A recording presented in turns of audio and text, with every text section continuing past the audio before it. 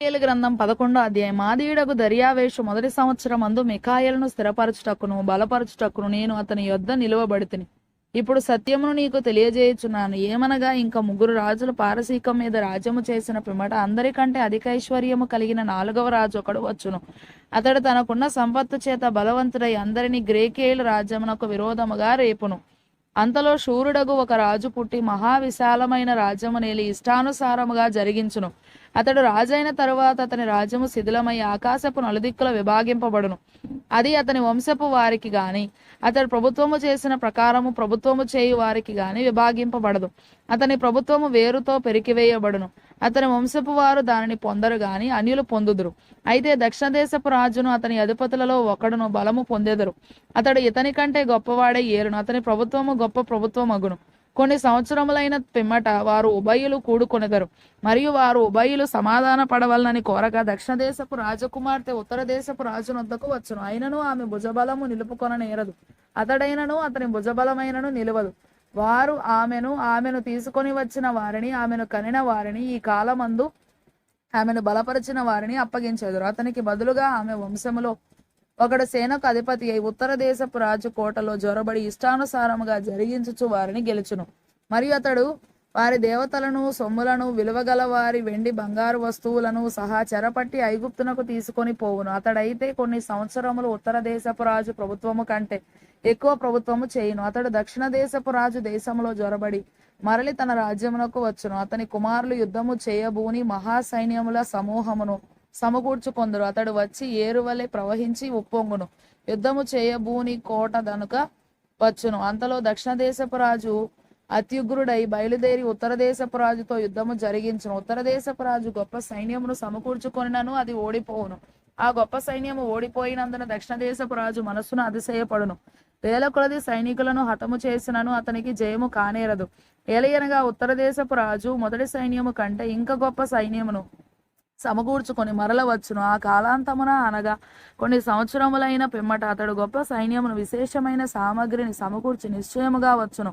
ఆ కాలముల యందు అనేకులు దక్షిణ దేశపు రాజుతో యుద్ధము చేయుటకు కూడి వచ్చెదరు. నీ జనములోని బందిపోటు దొంగలు దర్శనమును రుజువుపరచునట్లు కూడుదురు గాని నిలవలేక కూలుదురు.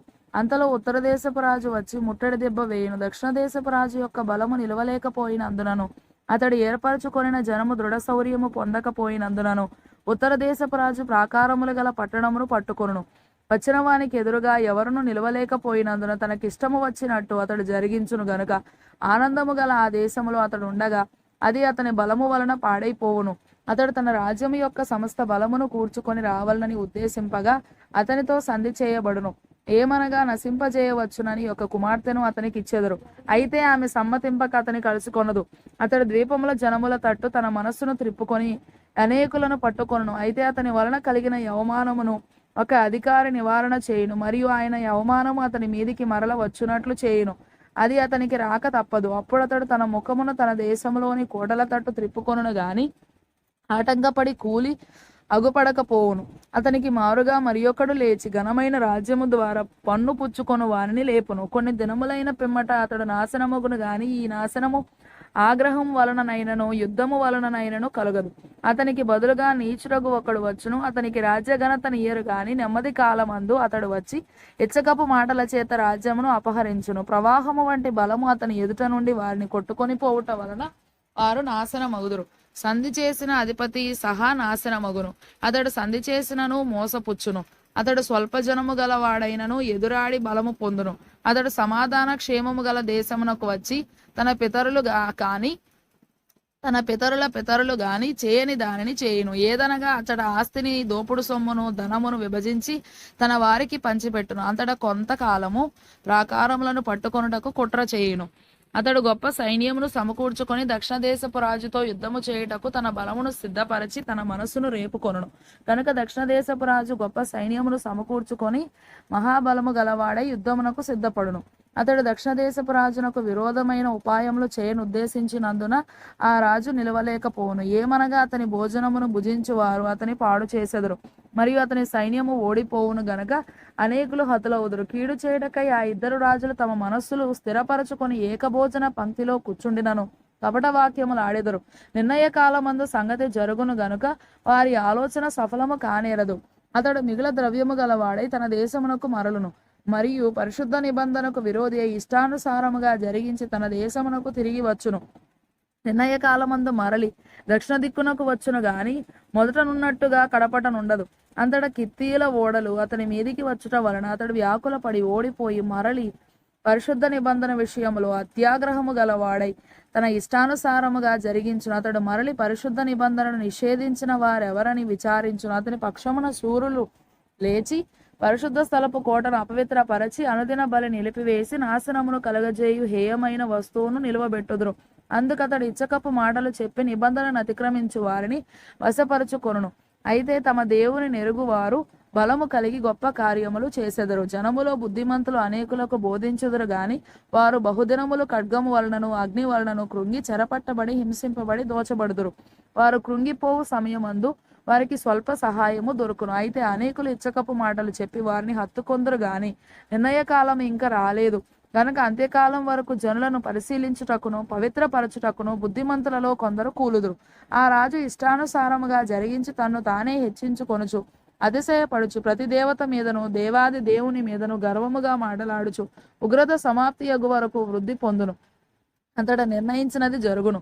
అతడు అందరికంటే ఎక్కువగా తను తాను హెచ్చించుకొనును గనుక తన పితరుల దేవతలను లక్ష్య పెట్టడు, మరియు స్త్రీల కాంక్షితా దేవతను గాని ఏ దేవతను గాని లక్ష్య పెట్టడు. అతడు తన పితరులు ఎరుగని దేవతను అనగా ప్రాకారముల దేవతను వారి దేవతకు మారుగా గణపరచును. బంగారును వెండిని విలువగల రాళ్లను మనోహరమైన వస్తువులను అర్పించి ఆ దేవతను గణపరచును. మరియు ఈ క్రొత్త దేవతను ఆధారము చేసుకొని కోటలకు ప్రాకారములు కట్టించి నూతన విధముగా తన వారికి మహాఘనత కలుగజేయును. దేశమును క్రయమునకు విభజించి ఇచ్చి అనేకుల మీద తన వారికి ప్రభుత్వం ఇచ్చును. అంత్యకాలమందు దక్షిణ దేశపు రాజు అతనితో యుద్ధము చేయును, మరియు ఉత్తర దేశపు రాజు రథములను గుర్రపు రౌతులను అనేకమైన ఓడలను సమకూర్చుకొని తుపాను వలె అతని మీద పడి దేశముల మీదుగా ప్రవాహము వలె వెళ్ళును. అతడు ఆనంద దేశమున ప్రవేశించుట వలన అనేకులు కూలుదురు గాని ఎదోమీయులను మోయాబీయులను అమ్మోనీయులలో ముఖ్యులను అతని చేతిలో నుండి తప్పించుకొనెదరు. అతడు ఇతర దేశముల మీదికి తన సేనను అంపించును. ఐగుప్తు సహా తప్పించుకొన నేరదు. అతడు విలువగల సమస్త బంగారు వెండి వస్తువులను ఐగుప్తు యొక్క విలువగల వస్తువులన్నిటినీ వశపరుచుకొని లుబీయులను కూషీయులను తనకు పాదసేవకులుగా చేయును. అంతటా తూర్పు నుండి ఉత్తరము నుండి వర్తమానములు వచ్చి అతని కలవరపరచును. గనుక అత్యాగ్రహము కలిగి అనేకులను పాడు చేయుటకును నశింపజేయుటకును అతడు బయలుదేరును. కాబట్టి తన నగరు డేరాను సముద్రములకును పరిశుద్ధానందములు గల పర్వతమునకును మధ్య వేయును. అయితే అతనికి నాశనము రాకుండుటకై సహాయము చేయువాడెవడను లేకపోవును.